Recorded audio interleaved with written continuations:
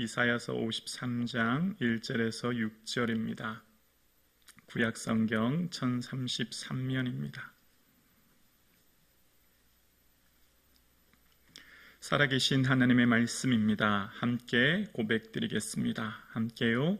우리가 전한 것을 누가 믿었느냐? 여호와의 팔이 누구에게 나타났느냐?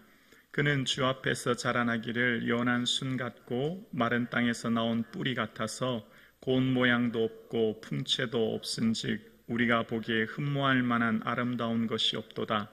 그는 멸시를 받아 사람들에게 버림을 받았으며 간고를 많이 겪었으며 질고를 아는 자라. 마치 사람들이 그에게서 얼굴을 가리는 것 같이 멸시를 당하였고 우리도 그를 귀히 여기지 아니하였도다. 그는 실로 우리의 질고를 지고 우리의 슬픔을 당하였거늘 우리는 생각하기를 그는 징벌을 받아 하나님께 맞으며 고난을 당한다 하였노라. 그가 찔림은 우리의 허물 때문이요 그가 상함은 우리의 죄악 때문이라. 그가 징계를 받음으로 우리는 평화를 누리고 그가 채찍에 맞음으로 우리는 나음을 받았도다.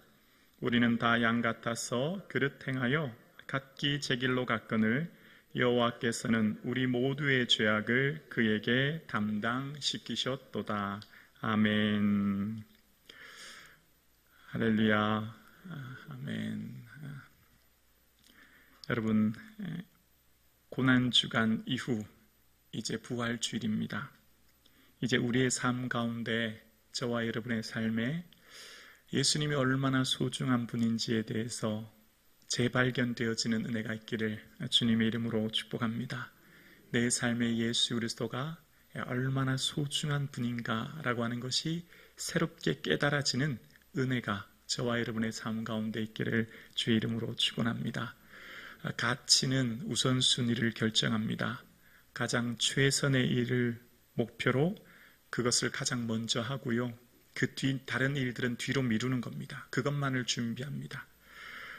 고3 학생에 있어서는 수능일이 가장 중요합니다. 대학의 인생에 있어서 가장 중요하기 때문이에요. 그래서 그 수능일을 향해서 매일 시간을 댑니다. D-Day, 오늘도 하루 지났고 모든 일은 공부에 매진합니다.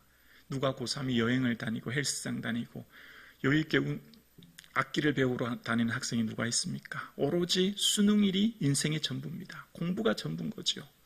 운동선수는 어떻습니까? 운동선수는 올림픽이라고 하는 금메달을 향해 달려갑니다. 그리고 시간이 점점 다가올수록 식단 조절을 하는 거예요. 먹는 것까지도 조정합니다. 함부로 먹지 않아요. 운동을 열심히 하는 이유는 무엇입니까? 금메달을 따기 위한 겁니다. 하루의 모든 일정, 모든 D-Day는 오직 금메달을 향해서 목표를 합니다. 결혼을 앞둔 신랑 신부는 어떨까요? 특히 신부는 결혼식 날이 다가오기 위해 팩을 하고 음식 조절도 하고 멋진 드레스 입어야 되니까 그날을 위해 모든 걸 맞춥니다. 준비합니다. 먹고 싶어도 함부로 먹지 않습니다. 예쁜 드레스 입어야 되기 때문입니다. 가치가 인생의 우선순위를 결정하는 겁니다. 내가 인생에 무엇이 가장 가치 있느냐, 내게 무엇이 소중한가, 그것이 내 인생의 최우선순위를 결정하고 그 나머지는 뒤로 후순위로 밀리는 거예요. 그거를 위해 최선을 향해 준비합니다. 그래서 우리의 삶의 그 가치는 우리의 삶의 어떤 것보다도 소중한 것을 알아 준비하게 되지요. 여기 함께 예배드리시는 우리 청년부도 있지요. 대학을 입학만 하면 되는 줄 알았는데 졸업할 때가 다가오면 학점 관리를 해야 됩니다. 학점이 안 되면 졸업을 못하는 거죠. 논문을 써야 됩니다. 얼마나 힘든지 몰라요. 그래서 우리의 삶에 저절로 되는 것은 아무것도 없는 거죠. 철저하게 준비하는 겁니다. 우리가 이 고난주간 주님께 나와 예배드리는 이유가 뭘까요? 예수님이 얼마나 소중한지를 알고 예수님이 다시 오심을 준비하는 시간이 저와 여러분의 삶 되기를 주의 이름으로 축원합니다. 우리 3절 한번 자막 보여주시겠어요? 3절입니다. 함께 읽어볼까요? 그는 멸시를 받아 사람들에게 버림받았으며 간고를 많이 겪었으며 질고를 아는 자라. 마치 사람들이 그에게서 얼굴을 가리는 것 같이 멸시를 당하였고 우리도 그를 귀히 여기지 아니하였도다. 아멘. 마지막 구절을 보세요. 노란색이요. 우리도 그를 귀히 여기지 아니하였도다. 여러분, 돈을 잃으면 큰일 나는 줄 알아요. 여러분 예를 들어 지갑에 그런 일은 잘 없지만 지갑에 한 100만 원 정도 놓고 다녔는데 갑자기 지갑 잃었다고 생각해 보세요. 저는 어떤 그런 성도님을 알아요. 보이스피싱으로 5천만 원인가를 사기를 당했는데 그 뒤에 병을 얻어서 돌아가시는 것도 봤어요. 돈을 잃으면 인생의 전부를 잃는 것처럼 느껴집니다. 여러분 어디에 투자했는데 사기당했다고 생각해 보세요. 밤잠이 옵니까? 내가 산 주식이 갑자기 폭락해 보세요. 밥맛이 없어요. 우리가 인생에 있어서 돈을 잃으면 난리가 납니다. 큰일 난 것처럼 생각해요. 몸이 좀 안 좋아서 병원에 갔는데 무슨 당뇨라고 한다든지 무슨 질병이 오면 매일 약을 먹어야 된다고 하면 큰일 나요. 건강을 잃으면 인생이 절망이 옵니다. 건강 잃어도 내 인생이 모든 것이 사라진 것 같아요. 그런데 믿음 잃는 거에 대해서 별로 그렇게 신경 쓰지 않아요. 믿음 잃어버리는 거 그럴 수 있지. 다음에 예배 드리면 되지. 다음에 봉사하면 되지.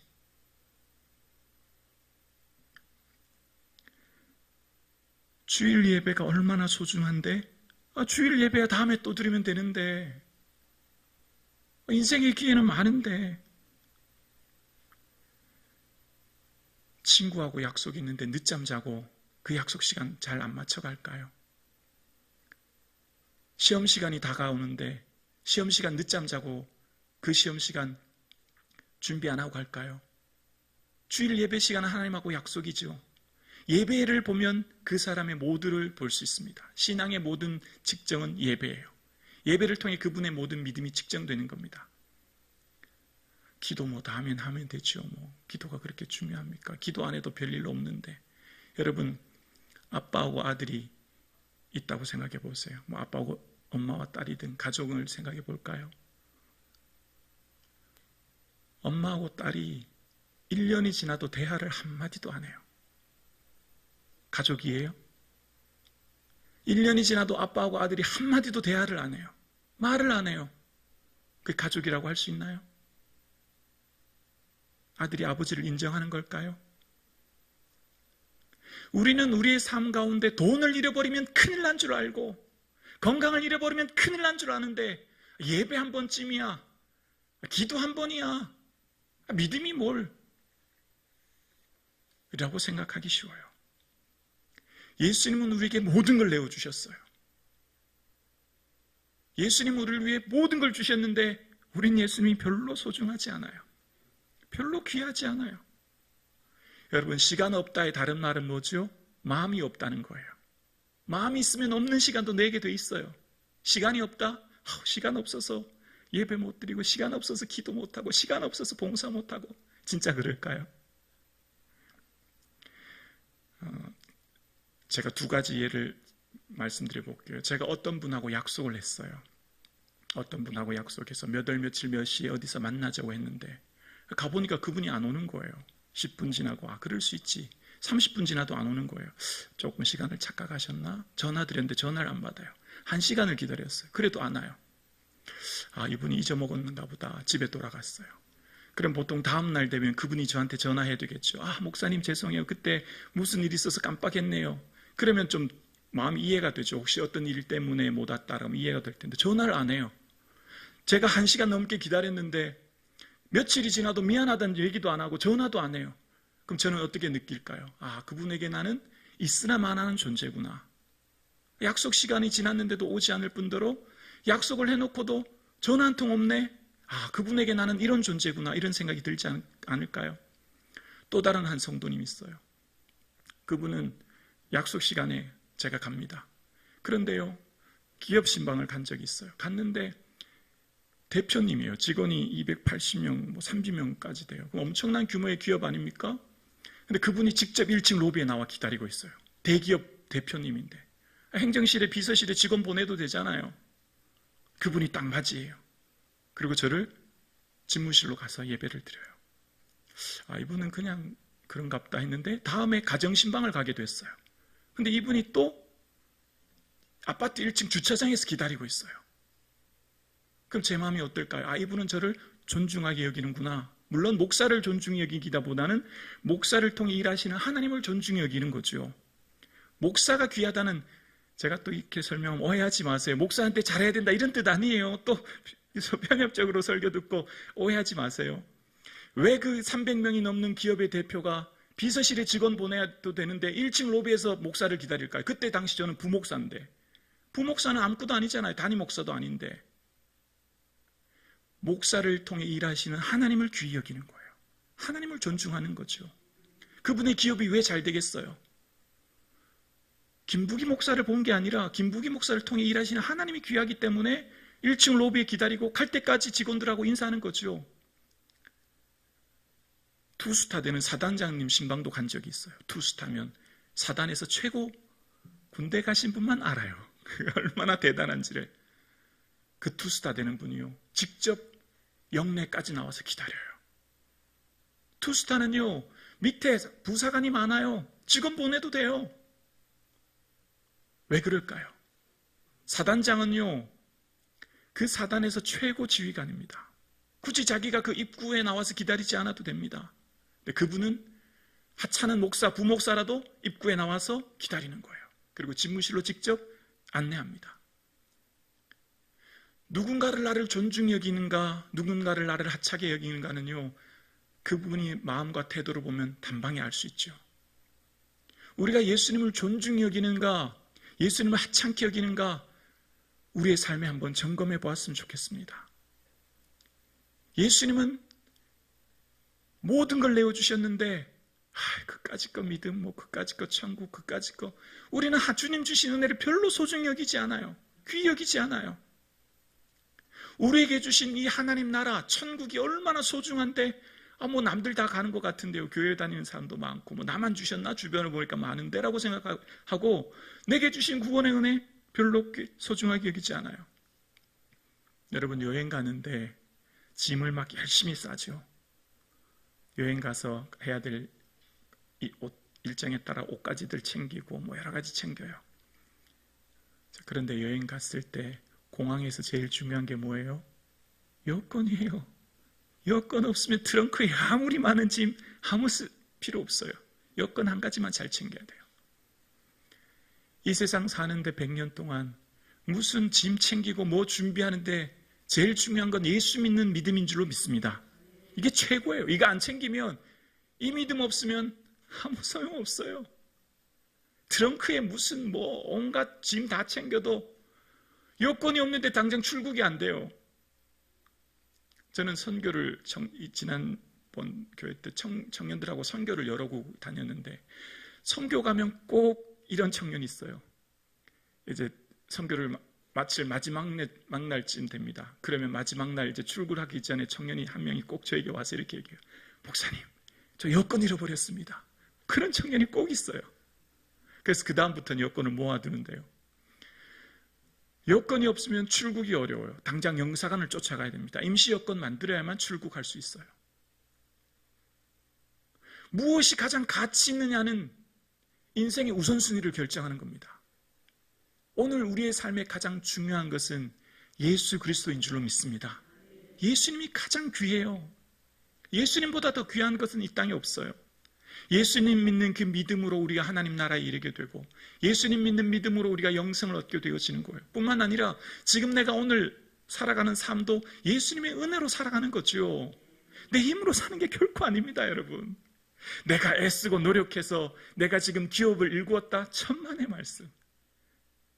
내가 열심히 공부해서 이만큼 좋은 성적 얻었다? 천만의 말씀. 은혜 안 주시면 공부할 수 없어요, 여러분. 기업 일굴 수도 없고 직장 다닐 수 없습니다. 여러분 아시잖아요. 멀쩡했던 내 몸이 갑자기 감기 몸살이 와서 출근할 수 없는 날, 맞을 날 있지 않습니까? 아무 일 없을 것 같은데 갑자기 사고가 일어나고 어려움 생기는 거 경험하지 않습니까? 은혜 없이는 살 수 없습니다. 어떤 은혜입니까? 예수님이 우리를 지켜주시고 붙들어 주시지 않으면 우리는 단 한순간도 살 수 없는 줄 믿습니다. 어머니가 장애를 가진 초등학생은 어머니가 싫었어요. 왜냐하면 어머니가 화상을 때문에 눈썹도 없고 입도 찌그러지고 머리카락도 별로 없어요. 온몸에 화상을 입어서 엄마가 초등학교 오는 게 싫었어요. 소풍 때도 운동회 때도 엄마 오지 말라고, 괜찮다고.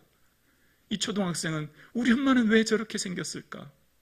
우리 엄마는 왜 눈썹도 없고 얼굴이 찌글찌글 화상을 입었지? 늘 슬퍼하며 살았어요. 그런데 어느 날 결혼할 때가 돼서 이제 여자친구가 생겼습니다. 근데 할머니가 어느 날 얘기하는 거예요.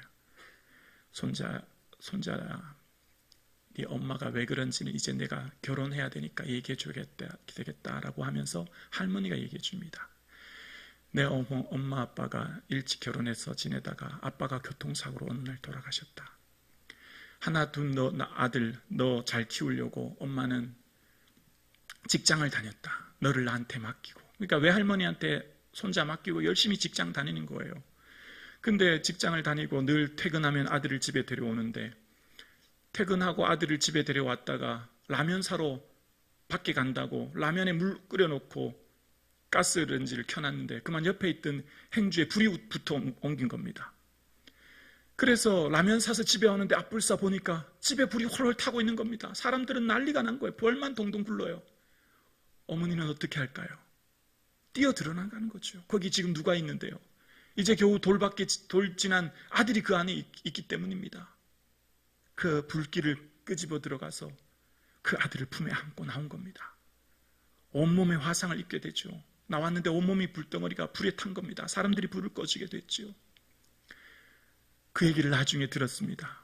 엄마의 그 화상이 부끄러운 화상이고 엄마가 미웠고 엄마가 싫었는데 엄마가 왜 화상 입었는지 드디어 알게 된 이 아들은 눈물이 흐릅니다.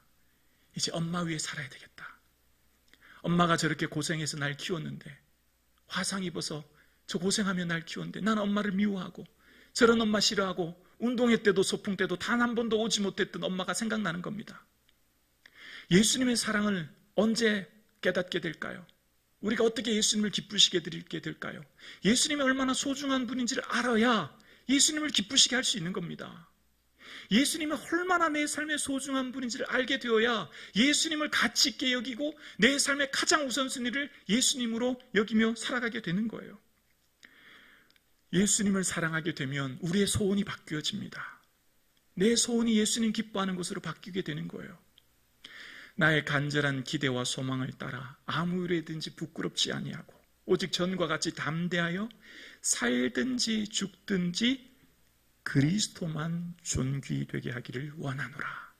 바울의 소원은 이제 바뀌었어요.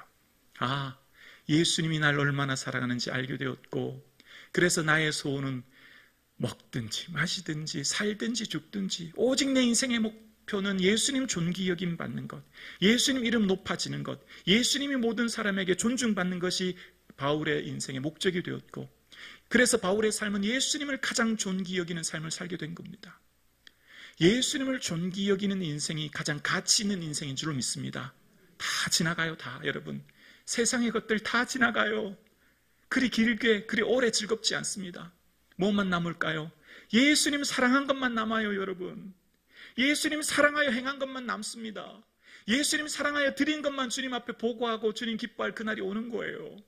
그래서 우리는 예수님을 사랑해야 되고 예수님의 은혜를 깨달아야 되는 거죠.